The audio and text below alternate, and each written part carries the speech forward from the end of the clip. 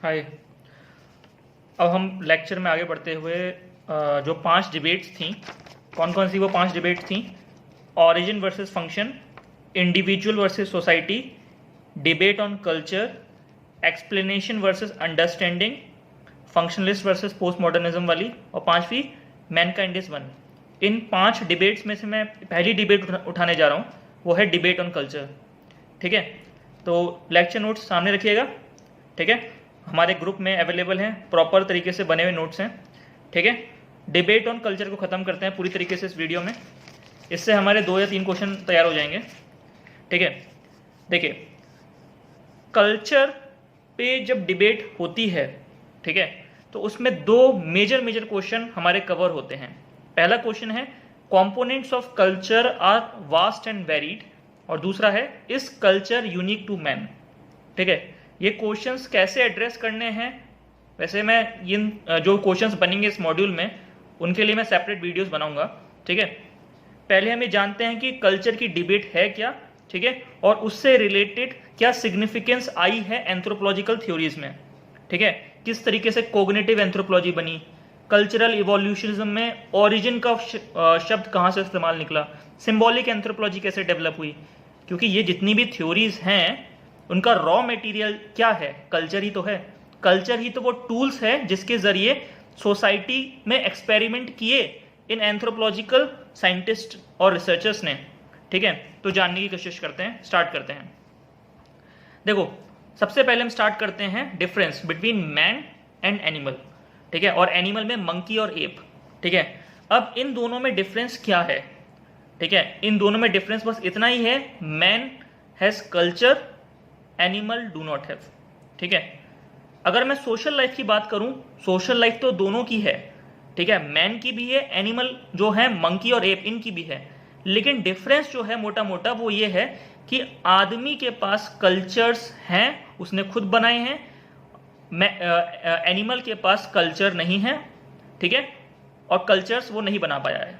ठीक है, जो बेसिक नीड है एक इंसान की या फिर एक जानवर की, वो क्या है?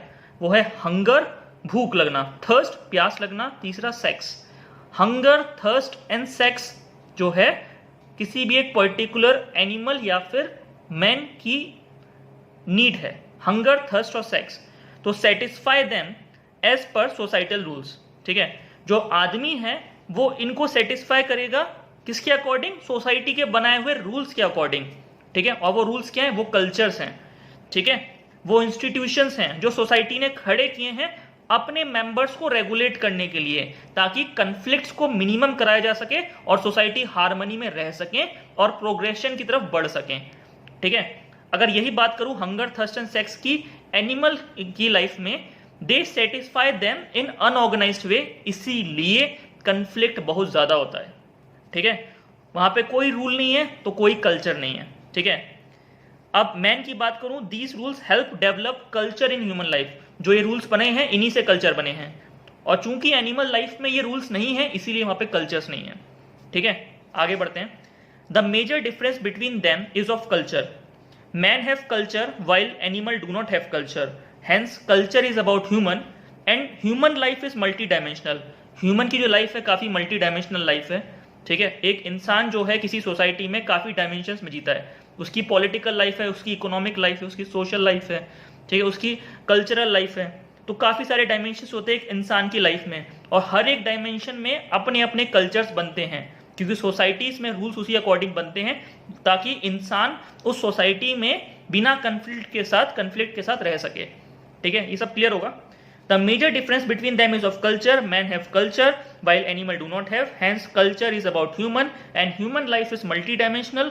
So culture is multidimensional. In every situation culture regulates human life. और हर एक सिचुएशन में कल्चर ही है जो इंसान की लाइफ को रेगुलेट करता है। अब सोचो, मैरिज नहीं होती तो क्या कन्फ्लिक्ट होता सोसाइटी में? होता। अगर सोसाइटी में कन्फ्लिक्ट होता तो सोसाइटीज डिस्टेबलाइज कर जाती, फिर क्या होता? बहुत दिक्कत आ जाती। तो सोसाइटी, ह्यूमन सोसाइटी का जो एग्जिस्टेंस है वही खतरे में आ जाता। अभी समझ में आएगा। तो अब इस कल्चर को समझने के काफी सारे पर्सपेक्टिव हैं। सबसे पहला पर्सपेक्टिव है बिहेवियरलिस्टिक पर्सपेक्टिव ऑफ कल्चर, दूसरा है टेक्नोलॉजिकल पर्सपेक्टिव ऑफ कल्चर, तीसरा है इकोलॉजिकल पर्सपेक्टिव ऑफ कल्चर, चौथा है कोग्निटिव पर्सपेक्टिव ऑफ कल्चर, ठीक है, और पांचवा है सिंबॉलिक पर्सपेक्टिव ऑफ कल्चर, ठीक है, और लास्ट में हम पढ़ेंगे Mankind is one approach of culture, ठीक है। अब ये जो भी अप्रोचेस बनी हैं ये सब कल्चर में हुई हर एक वो डिबेट है, हर एक वो लड़ाई है, ठीक है। अब कल्चर को खोलने की कोशिश करी है रिसर्चर्स ने, ठीक है। आगे बढ़े, चलो सबसे पहला उठाते हैं बिहेवियरलिस्टिक पर्सपेक्टिव ऑफ कल्चर, और it is given by E.B. Tylor. ये टाइलर ने दिया है, ठीक है। टाइलर कौन? वही लंदन वाले भाई साहब, classical evolutionist school, British school of classical evolutionism. देखो मैंने आपको बोला कि रटिए, ठीक है। अगर आप ये रट लिए, ठीक है, और आपके पास कोई नाम आया, जैसे सपोज करो लेस्ली ए वाइट आया, तो लेस्ली ए वाइट, ठीक है, आपको पता होगा कौन से स्कूल को बिलोंग करते हैं, ठीक है, ब्रिटिश हैं, अमेरिकन हैं, ठीक है, याद है ना, Leslie A White, American school of new evolutionism, ठीक है। अगर आप पहली लाइन ये डाल देंगे ना तो वो खुश हो गए, नंबर बांटेगा, कहेगा भाई इसको इतना पता है, स्पेसिफिक पता है इसको।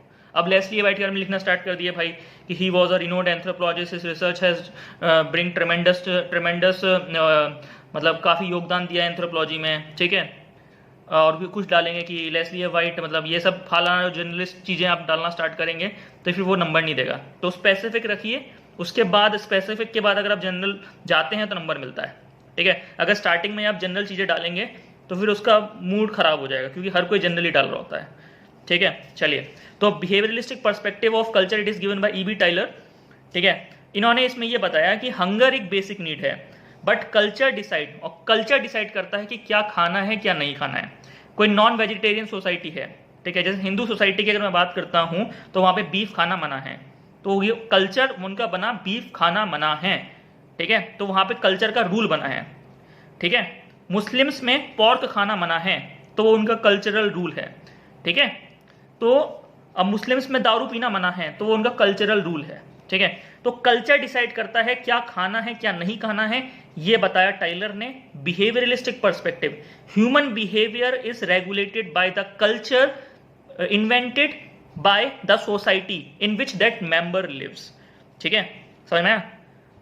अब ह्यूमन सोसाइटी के मेंबर्स अगर वो चीज करने लग जाएं जो उनका कल्चर अलाउ नहीं करता, जो सोशली एक्सेप्टेड नहीं है सोसाइटी में, ठीक है, तो सोसाइटी एक तरह से अपनी आइडेंटिटी खो देगी, और उस आइडेंटिटी क्राइसिस में ना फंसे इसीलिए सोसाइटी के मेंबर्स थोड़ा सा वॉच रखते हैं, ठीक है, और इस पर ये सोचते हैं कि सोसाइटी के एग्जिस्टेंस के लिए क्या जरूरी है क्या नहीं जरूरी है, और इस पर थोड़ा सा प्रेशर बनता है, और पॉलिटिक्स भी आजकल यही खेली जाती है, ठीक है, अगर आप थोड़ा गौर करें तो।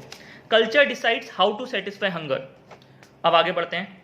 इन्होंने टाइलर भाई साहब ने ये बोला कि sex is a biological need and culture decides how to satisfy this need as per the rules formulated by society in terms of marriage वगैरह एक्सेट्रा। जैसे मैरिज में हम पढ़ेंगे 3-4 तरह के रूल्स हैं। प्रेफरेंशियल रूल है, किसके साथ शादी करनी चाहिए, प्रेस्क्राइब्ड रूल हैं, ठीक है, प्रोहिबिटेड रूल हैं, किसके साथ शादी नहीं करनी चाहिए, और भी काफ़ी सारी चीज़ें हैं, ठीक है। ये सब जो रूल्स बनाए हैं ये सोसाइटी ने खुद बनाए हैं, और यही वो कल्चर्स हैं, ठीक है। आगे बढ़ते हैं। अब in animal there is no rule, तो animal there is no rule, कुछ भी खाएगा, हंगर, ठीक है, कुछ भी खाएगा। सेक्स, किसी के साथ भी सेक्स करेगा, ठीक है। अगर ह्यूमन सोसाइटीज में ये होना स्टार्ट हो जाए तो कितना ज़्यादा कन्फ्लिक्ट बढ़ जाएगा, सोचिए। और क्या फिर ह्यूमन सोसाइटी स्टेबलाइज रह पाएगी? नहीं रह पाएगी। सोसाइटीज स्टेबल रहें और प्रोग्रेसिव रहें, इसीलिए सोसाइटी रूल्स बनाती हैं कल्चर्स के फॉर्म में, इंस्टीट्यूशंस बनाती हैं मैरिज के फॉर्म में, ठीक है, किनशिप के फॉर्म में, जिससे सोसाइटी आगे तक रहें, ठीक है। तो यही सब चीज़ें कौन बता रहा था? टाइलर बता रहा था। अब उसने ये बोला कि कल्चर के खूब सारे कैरेक्टरिस्टिक हैं, ठीक है। कल्चर ऐसा नहीं होता कि जैसे सपोज करो एक हिंदू का बच्चा हिंदू है, ठीक है, अब वो बचपन में पैदा होते ही सारे कल्चर्स उसे मिल गए। पैदा होना मात्र आपके अंदर सारे कल्चर्स उस पर्टिकुलर सोसाइटी के नहीं होंगे। जैसे सपोज करो कि एक कपल का एक बच्चा पैदा होता है, ठीक है, हिंदू सोसाइटी का कपल है। अब बच्चा पैदा हुआ वो हिंदू नहीं है। हिंदू कब तक नहीं है? जब तक वो एनकल्चरेशन स्टेज से पास नहीं होता, प्राइमरी सोशलाइजेशन उसे नहीं मिलती है। जब तक उसको नहीं बताया जाएगा कि भाई ये करना चाहिए ये नहीं करना चाहिए, ठीक है। जब ये प्रोसेस से वो कंप्लीट हो जाएगा तब वो सोसाइटी का एक्चुअल मेंबर बनेगा, क्योंकि वो सोशली एक्सेप्टेड हो चुका होगा और वो खुद भी मान चुका होगा कि मुझे इस सोसाइटी में रहना है तो ये फॉलो करना है या ये नहीं करना है। समझ में आ रहा है? अब कैरेक्टरिस्टिक ऑफ कल्चर में वो देखे गए कि कल्चर इज लर्नड, कल्चर सीखा जाता है, culture is shared, culture share किया जाता है, culture is transferable, culture transfer भी होता है, डिफ्यूजनिज्म पढ़ेंगे आगे, culture is super organic, culture is abstract, culture is dynamic. ये खूब सारे कंपोनेंट्स हैं, इसको रट्टा मारना है। अब इसके बारे में मैं आपको what is culture, what is society, जो मैंने कंपोनेंट जोड़ा उसमें जोड़ूंगा, ठीक है, इतना क्लियर हुआ। तो ये सब टाइलर भाई साहब हमें देखे गए। तो behaviouralistic perspective, culture regulates human behaviour, ये बता के गए टाइलर साहब। अब दूसरे नंबर पे टेक्नोलॉजिकल पर्सपेक्टिव ऑफ कल्चर, जहां भी टेक्नोलॉजी की बात हो वहां पे नाम जोड़ना है लेस्ली ए वाइट का, ठीक है, क्योंकि इसके बारे में बताऊंगा नियो इवोल्यूशनिज्म में, ठीक है। ये थे American school of neo evolutionism, Leslie A White, और ये किस तरीके से 2-3 फॉर्मूले देखे गए हैं वो समझेंगे। अब इन्होंने बोला कि culture is technology and tools, ठीक है, जैसे मोबाइल फोन हो गया, ये रिमोट हो गया, ठीक है, ये रिमोट हो गया, ये चार्जर हो गया, मोबाइल फोन हो गया, स्मार्टफोन हो गया, मेट्रोस हो गई, ठीक है, मोटर बाइक्स हो गई, कार्स हो गई। इंसान जो है, ठीक है, इंसान की जिंदगी में एसोसिएटेड हर एक टूल, भले ही वो टेक्नोलॉजिकल हो, कोई सा भी टूल हो, ठीक है, वो सब कल्चर है। Life is lived via tools of culture, they are created and adapted in human life since they make human life easier, क्योंकि वो ह्यूमन लाइफ को इजी बनाते हैं। तो ये टेक्नोलॉजिकल पर्सपेक्टिव दिया कल्चर का, किसने? लेस्ली ए वाइट ने दिया। इतना क्लियर हुआ। अब आगे बढ़ते हैं। तीसरा पर्सपेक्टिव है इकोलॉजिकल पर्सपेक्टिव ऑफ कल्चर। अब इस स्कूल को प्रोपोनेंट है जूलियन स्टीवर्ट। ये लेस्ली ए वाइट के साथ ही कंपेनियन थे, इनके साथ पढ़ते थे, ठीक है। ये भी किसको बिलोंग करते हैं? ये है अमेरिकन स्कूल ऑफ न्यू इवोल्यूशनिज्म, रट लिया ना अब तक, ठीक है। ये बोलते हैं culture is an adaptative system, culture एक अडेप्टेटिव सिस्टम है। We live in different environment, basic question before man is to survive. हम लोग अलग अलग एनवायरमेंट में रहते हैं और बेसिक क्वेश्चन इंसान के सामने, ठीक है, वो है सर्वाइव करने का, सर्वाइवल का क्वेश्चन है। और सर्वाइवल के लिए मैन जो है different tools of culture develop करता है as per the ecology, ecology के हिसाब से। This is ecological perspective of culture. किसी पर्टिकुलर इकोलॉजी में मैन जो है अडेप्ट करने के लिए कुछ टूल्स बनाता है, ठीक है। जैसे अगर मैं खूब ठंड वाले इलाकों में रह रहा हूं तो मोटे फर वाले कपड़े बनाऊंगा, ठीक है, या फिर किसी रेगिस्तान में रह रहा हूं तो मैं लूज कपड़े बनाऊंगा, ठीक है। अब वो लूज कपड़े, वो फर वाले कपड़े, वो मोटी हैट, उस पर्टिकुलर एनवायरनमेंट में आपको बचाने के लिए, वो सब क्या है? वो सब क्या है? वो सब कल्चर है, ठीक है। तो ये इकोलॉजिकल पर्सपेक्टिव किसने दिया? जूलियन स्टीवर्ट ने। ये कहां से बिलोंग कर रहे हैं? ये new evolutionist school of, American school of new evolutionism को बिलोंग कर रहे हैं। इतना क्लियर हुआ? तो कल्चर एक अडेप्टेटिव प्रोसेस है, एनवायरमेंट में रहने के लिए इंसान कल्चर्स बनाता है। This is ecological perspective of culture. इतना क्लियर हुआ? अब आगे बढ़ते हैं। अब चौथे नंबर पे है cognitive perspective of culture. Cognitive मतलब नॉलेज। इट सेज, ठीक है, इसमें काफी सारे एंथ्रोपोलॉजिस्ट जुड़े हुए थे, कोई एक स्पेसिफिक नाम मैं नहीं दूंगा इसमें। जब मैं आपको कोग्निटिव एंथ्रोपोलॉजी पढ़ाऊंगा, कोग्निटिव वाला जो थॉट में पढ़ाऊंगा, ठीक है, उसमें समझ में आएगा पूरी तरीके से। तो कोग्निटिव पर्सपेक्टिव कल्चर ये बोलता है, it says culture is a system of knowledge. Culture is a system of knowledge. In society one have to understand people and their level of knowledge, ठीक है।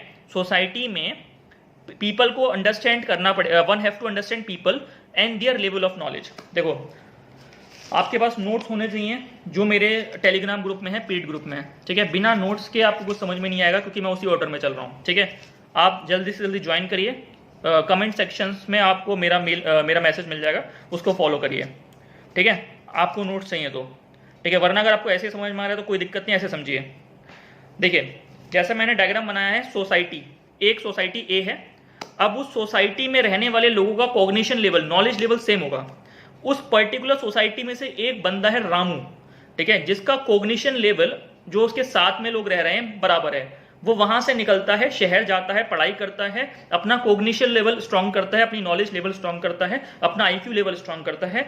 फिर जब वो सोसाइटी में वापस लौटता है तो उसको अजीब सा लगता है, क्योंकि उसका लेवल ऑफ नॉलेज और उसकी रीजनिंग पावर उसके साथ के लोगों के साथ मैच नहीं कर रही है। बात समझ में आ रही है? ठीक है। फिर वो कोशिश करता है कि कहीं दूसरी सोसाइटी में जाके रहा जाए, ठीक है, किसी जगह अच्छी जगह एम्प्लॉयमेंट मिल जाए। तो वो आदमी क्या करता है, वो रामू क्या करता है, वो सपोज करो दूसरी जगह पहुंचता है, अपनी नॉलेज के हिसाब से एम्प्लॉयमेंट ले लेता है और उसके खुद के कंपेनियंस मिलते हैं जो उसका same level of cognition share करते हैं। तो इस तरीके से कॉग्निशन पर्सपेक्टिव ऑफ कल्चर ये बोलता है कि एक पर्टिकुलर इंडिविजुअल नॉलेज के आधार पर अपनी सोसाइटीज भी बदल सकता है, ठीक है। तो किसी भी सोसाइटी को जानने के लिए आपको उसके उसमें रहने वाले लोग और उनके कॉग्निशन लेवल को जानने की बहुत ज़्यादा ज़रूरत है, ठीक है। इतना समझ में आ रहा? तो माइग्रेशन में एक जो रीज़न है ना, उसकी एक कड़ी कॉग्निशन एंथ्रोपोलॉजी भी है, ठीक है। अब गांव का बच्चा अगर पढ़ लिख लेता है तो वो गांव में रहना पसंद नहीं करता है, ठीक है। उसका रीज़न बहुत हो सकते हैं, एक रीज़न ये भी है, ठीक है। आप आगे बढ़ें। अब जैसे जैसे level of knowledge of A increase करता है, A then associates himself to a social group that have similar knowledge of similar level of knowledge, ठीक है। अब अगर कोई साइंटिस्ट बन गया तो इसरो में जाके काम करेगा, इसरो की कम्युनिटी में रहना पसंद करेगा, क्योंकि वहाँ पे कॉग्निशन लेवल उसका सेम है, ठीक है। तो खूब सारी चीज़ें इस तरीके से समझने की कोशिश करेंगे। One perceives things as per the level of knowledge one है। कॉग्निशन एंथ्रोपोलॉजी का बेसिक प्रिंसिपल यही है कि कोई भी इंसान किसी भी चीज को परसीव इस तरीके से करता है जिस प्रकार का उसका लेवल ऑफ नॉलेज होता है। अब एग्जाम्पल के जरिए समझने की कोशिश करते हैं। जैसे कहीं बारिश हो रही है तो बारिश एक फिनोमिना है, ठीक है। अब बारिश तो हर सोसाइटी में होगी, ठीक है। अब हर एक सोसाइटी उस बारिश को परसीव करेगा अपने लेवल ऑफ नॉलेज के हिसाब से, ठीक है। जैसे रिलीजियस मैं बात कर दूं, ठीक है, रिलीजियस बात करूं तो वो किसी गॉड से एसोसिएट कर देगा, वरुण देवता, खूब सारे गॉड्स हैं, ठीक है, उनसे एसोसिएट कर देगा। मैजिक से एसोसिएट हो जाएंगी। किसी पर्टिकुलर सोसाइटी में किसी पर्टिकुलर रेनफॉल वाला मैजिक है तो उसमें वो उसको रीजन करने की कोशिश करेगा, ठीक है। साइंटिफिक भी होगा, कोई सोसाइटी ज्यादा एडवांस सोसाइटी है, साइंटिफिक सोसाइटी, वो सोचेगी भाई इसका रीजन तो मॉनसूनल है, ठीक है। तो हर एक सोसाइटी का कॉग्निशन लेवल डिफरेंट है, तो पर्टिकुलर फिनोमिना और स्टिमुलस के प्रति अपना अपना रीजन वो तैयार रखेंगे और उनका जो रीजन होगा वो उनके खुद के कॉग्निशन लेवल के हिसाब से होगा। यही तो कॉग्निटिव पर्सपेक्टिव है कल्चर का, ठीक है। समझ में आया? कहीं जगह आपने देखा होगा कि ट्राइबल्स लोग डांस परफॉर्म करते हैं बारिश आने के लिए, ठीक है। तो वो उनका कॉग्निटिव लेवल है और उस कॉग्निटिव लेवल से उन्होंने अपने कल्चर्स बनाए हैं। This is what called cognitive perspective of culture. वो डांस करना ही तो कल्चर है, ठीक है। चलो आगे बताऊंगा। Different societies have different cognition level. Same thing is perceived differently by different people and this depend upon knowledge level. Therefore, since tribals generally lack scientific knowledge, क्योंकि tribals generally जो है lack करते हैं scientific knowledge को, so they explain things around them as supernatural. He is right in himself. There is nothing wrong in it. ठीक है। अब tribal जो है अपनी नॉलेज के हिसाब से अपने कल्चर बना रहा है, ये कुछ गलत नहीं है। जैसे मैं एग्जांपल देता हूँ केस स्टडी के फॉर्म में, देखो जैसे एक मुंडा ट्राइब है। मुंडा ट्राइब क्या करता है, अगर किसी पर्टिकुलर रीजन में मुंडा ट्राइब रह रही है, ठीक है, तो मुंडा ट्राइब क्या करता है, पहाड़ पर चढ़ जाता है जब बारिश नहीं आती है, वहां से मोटे मोटे पत्थर नीचे की तरफ फेंकता है और आवाज क्रिएट करने की कोशिश करता है लाइटनिंग वाली। उसका ये मानना है कि जैसी आवाज वो आती है ना, वो बादल में गरजने वाली आवाज, उसी आवाज से बारिश होती है, तो वो आवाज क्रिएट करता है, ठीक है। इसको बोलते हैं सोमोपैथिक मैजिक, ठीक है। मुंडा जो है पहाड़ पे चढ़ के बड़े बड़े पत्थर गिरा के आवाज क्रिएट करता है और फिर वो मानता है, वो बिलीफ है उसकी कि इससे बारिश हो जाएगी, ठीक है। वो उसका अपना पर्टिकुलर वे है और इसमें कुछ गलत नहीं है। देखो, Munda tribe go on hill top and throw big stones to develop thundering like sounds. Their belief is that it would help bring rains in their region. This is according to their level of cognition and there is nothing wrong in it. इसी को cultural relativism बोलते हैं, ठीक है। हंसने की जरूरत नहीं है इन सब चीजों में। अब आगे बढ़ते हैं। हो ट्राइब ट्राइब की केस स्टडी ये है कि हो ट्राइब जो है जंगलों में आग लगा देता है। वो ये समझता है कि it produces smoke in the via fire in the sky believing that it would ignite rain, और ये धुआं जो है बारिश करवा देगा। This is according to their level of ignition. आग लगा के धुएं से स्मोक से बारिश होती है, ये हो ट्राइब समझता है और इसमें कुछ गलत नहीं है, वो उनका लेवल ऑफ कॉग्निशन है। तो हर एक सोसाइटी का अपना लेवल ऑफ कॉग्निशन होता है जिसके अकॉर्डिंग वो रीजन करते हैं और अपने कल्चर के टूल्स बनाते हैं। Culture is a system of knowledge, यही कॉग्निटिव पर्सपेक्टिव ऑफ कल्चर है। क्लियर हुआ? चलो आगे बढ़ते हैं। सिंबॉलिक पर्सपेक्टिव ऑफ कल्चर, ये थोड़ा बड़ा है, इसको समझने की कोशिश करते हैं। Culture is a system of symbols. Culture is a system of symbols, ये सिंबॉलिक पर्सपेक्टिव बोलता है। अब जैसे सपोज करो हिंदू की मैरिज हो रही है, ठीक है। हिंदू की मैरिज में क्या है, फंक्शंस जो होता है वो बिगिन करता है गणेश पूजा से। तो गणेश की पूजा करना ये एक सिंबल है, ठीक है, पास में। तो दिस इज सिंबॉलिक। अब आगे बढ़ता हूँ। मैरिज में और भी रिचुअल्स हैं, कन्यादान करना, सिंदूर लगाना, फेरे करना, विदाई करना, फायर कुंड करना, ये सब सिंबल्स हैं। They are attached with some sort of meaning, ठीक है। ये सब सिंबल्स हैं जो कुछ पर्टिकुलर मीनिंग के साथ एसोसिएटेड हैं और ये जो पर्टिकुलर मीनिंग्स हैं they are socially accepted by all the members of the society, इसीलिए तो वो फॉलो कर रहे हैं। Hence there is a chain of sequence of rituals, और ये रिचुअल्स बिलीफ सब ये कल्चर ही है, ठीक है। There is a chain of sequence of rituals guided by elderlies of the society, society में जो एल्डरलीज हैं वो उसको गाइड करते हैं, जैसे ग्रैंड मदर, ग्रैंड फादर, ताऊ ताई वगैरह, ये सब पूजा वो करवाते हैं, उनके देख रेख में कराई जाती है। अब आगे बढ़ते हैं, अब सिंबॉलिक किस स्तर पे समझने की कोशिश करते हैं। जैसे सिंदूर है, सिंदूर लाल रंग का होता है और ब्लड भी लाल रंग का होता है, तो बाय गिविंग सिंदूर, सिंदूर देने से husband gives vital of his life to his bride. Sindoor's existence in wife body is attached with the life of the husband. जब तक सिंदूर जो है एक दुल्हन के माथे में रहेगा, तब तक मांग में रहेगा, तब तक हस्बैंड की लाइफ चलती रहेगी। ये एक सिंबॉलिक मीनिंग है जो हिंदू सोसाइटी में चला आ रहा है, ठीक है। This is symbolic behaviour. अब आगे बढ़ते हैं। दूसरा है कि मैंगो की पत्ती का इस्तेमाल होना, ये भी एक रिचुअल है, ये भी एक सिंबल है, ठीक है, और ये कल्चर में इंटीग्रेट है। समझ में आ रहा है। Mango leaf always remain green, mango की जो पत्तियां हैं कभी भी झड़ती नहीं है, पतझड़ में नहीं आती हैं। समझ में आ रहा है, ठीक है। This shows that future life of husband and wife should remain evergreen with love, Joy, money and happiness, ये सिग्निफाई करता है। तो इसका अपना एक सिंबॉलिक मीनिंग है, ठीक है। This is symbolic perspective of culture. अब विदाई में देखते हैं, विदाई में जो होता है ब्राइड की साड़ी से आप अटैच करते हैं हल्दी वाले राइस, तो हल्दी वाले राइस का भी एक अपना सिग्निफिकेंस है। क्या सिग्निफिकेंस है, क्या सिंबल है। Never short of grains in life, कभी भी ग्रेन्स की शॉर्टेज नहीं होगी और हमेशा हेल्दी लाइफ प्रिवेल करेगी। आप जो है विदाई में कॉइन का भी इस्तेमाल करते हैं, कॉइन समझते हैं ना, हाँ, सिक्के, इसका ये मतलब होता है never short of wealth in life. तो ये सब कल्चर्स जो हैं सोसाइटी में बने हैं और इंटीग्रेटेड हैं और ये चले आ रहे हैं, इनकी मान्यताएं चली आ रही हैं। तो हिंदू रिलीजन में जो मैरिज होती हैं उसमें ये सब सिंबॉलिक कल्चर्स चले आ रहे हैं, ठीक है। और भी चीजें हैं, ग्रीन ग्रास का इस्तेमाल करते हैं। This shows that in adversity, green grass किस तरह की ग्रीन ग्रास होती है, आप ये देखते हैं कि कुछ ग्रासेस ऐसी होती हैं जो समर हो विंटर हो भले वो झड़ जाएं पर वो जिंदा रहती हैं, ठीक है, मतलब पूरी तरह से ड्राई अप होने के बाद भी वो जिंदा रहती हैं, तो वो ग्रीन ग्रास का इस्तेमाल होता है। This shows that in adversity also dried grass in summer, ठीक है। Your life should be carried on, adversity कितनी सी कितनी मुश्किल आ जाए आपकी जिंदगी चलती रहनी चाहिए। तो ग्रीन ग्रास का जो है ये सिग्निफिकेंस है। ग्रीन ग्रास वही ना जो समर में ड्राई हो जाती है और रेन आने पर वो दोबारा ग्रीन हो जाती है, मतलब कितनी भी एडवर्स सिचुएशन हो जाए वो मरना नहीं छोड़ती। ऐसे ही आपका रिश्ता होगा, ठीक है, किसी भी प्रकार की एडवर्सिटी में आपकी जिंदगी चलती रहनी चाहिए। ये एक सिंबॉलिक एंथ्रोपोलॉजी का एक कैरेक्टरिस्टिक कल्चर है। समझ में आ रहा है। चलो, every sort of ritual is attached with some sort of meaning and it is symbolic. All views on culture are complementary, we cannot comment it right or wrong. इसको याद रखना, हम किसी भी कल्चर को गलत या सही बोलने वाले नहीं हैं, ठीक है, और ना ही बोलना चाहिए, ठीक है। We must respect all this culture, इसी से कल्चरल रिलेटिविज्म प्रमोट होता है, सोसाइटी में हार्मनी रहती है। अगर एक ऐसा टाइम आ जाए जब ये हम सब नकार दें, ठीक है, भाई सब बेकार है, बकवास है, कुछ मीनिंग नहीं है, सब ऐसे ही है, आजीविका टाइप वाला स्कूल हम अपना लें, तो इससे क्या होगा, इससे सोसाइटीज जो हैं डिसहार्मोनाइज हो जाएंगी, इससे लोगों की भावनाएं आहत होंगी, ठीक है, जो सही नहीं है। अब आगे बढ़े, चलिए छठे नंबर पे है, लास्ट वन है, mankind is one approach of culture. ये बोलता है mankind is one, it is propose first time by evolutionist, जो क्लासिकल इवोल्यूशनिस्ट वाले बंदे थे उन्होंने बोला था, वो याद करो वो concept, psychic unity of Mankind, ठीक है। एक समय पे मतलब 5 सोसाइटीज रह रही हैं, कोई इंटरेक्शन ही अलग अलग रह रही हैं, ठीक है, सब जो हैं को इंसिडेंटली सेम इन्वेंशन करते जा रहे हैं, फायर के इन्वेंशन सब अलग अलग कर रहे हैं, कोई इंटरेक्शन नहीं, कोई इनोवेशन ट्रांसफर नहीं, ठीक है।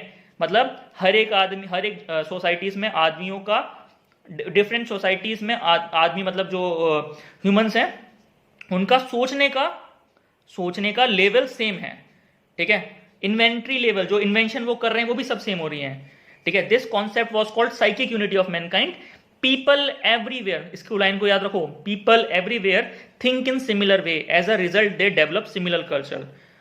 हर एक सोसाइटी में पीपल जो हैं सिमिलर वे में सोचते हैं, जिसकी वजह से वो सिमिलर कल्चर बना जाते हैं। ये मैनकाइंड इन वन की अप्रोच है, people everywhere think in similar way, as a result they develop similar culture, ठीक है। तो ये कल्चर वाली डिबेट खत्म हुई, तो एंथ्रोपोलॉजिकल थॉट में ये पर्सपेक्टिव भी हमारा खत्म हुआ। आगे बढ़ते हैं।